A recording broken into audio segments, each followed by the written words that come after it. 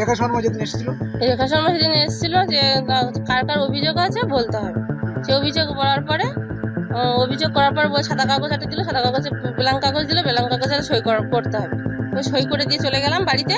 তারপরে 4-5 দিন পরে তারপরে থানার থেকে একটা নোটিশ যায়। নোটিশ যাওয়ার পর জানতে পারি যে আমরা কেস করেছি, কি বিষয় ধর্ষণের কেস।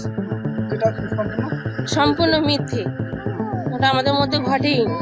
ওরা ষড়যন্ত্র করে আমাদের ফাঁসানোর চেষ্টা করেছে। কারা ফাঁসিয়েছে? মাম পিয়ালি দাস। পিয়ালি কি করে? পিয়ালি কি করে বলতে তখন এমনি আন্দোলন করেছিল, এখন দেখতে পাচ্ছি বিজেপি করে। আচ্ছা, এখন কি চাইছেন তাহলে? এখন চাইছি ওর শাস্তি হোক, যে আমাদের মিথ্যে অভিনয় দিয়ে নাটক করে যে আমাদের যে ফাঁসিয়েছে, ওর শাস্তি হোক।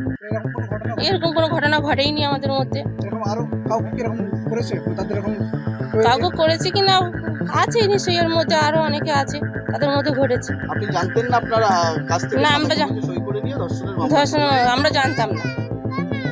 এখন কি চাইছেন? এখন চাইছি যে ওর শাস্তি হোক। ও যে আমাদের একটা মিথ্যা বদনাম দিয়ে যে আমাদের কেসে যে জড়িত করেছে, যে আমরা তো কেস আমরা চালাতে চাই না, আমরা কেস করতে চাই না, তাই ওর শাস্তি। থানায় আসলেন? আজকে থানায় ওরা আমাকে হুমকি দিচ্ছে যে মার্ডার করে দেবে। মাম্পি পিয়ালি দাস, যে আমরা কেসটা উইড্রল করে নিচ্ছি, তাই আমাদের হুমকি দিচ্ছে যে মার্ডার করে দেবে, আমাদের 2 লক্ষ টাকার কেস দেবে।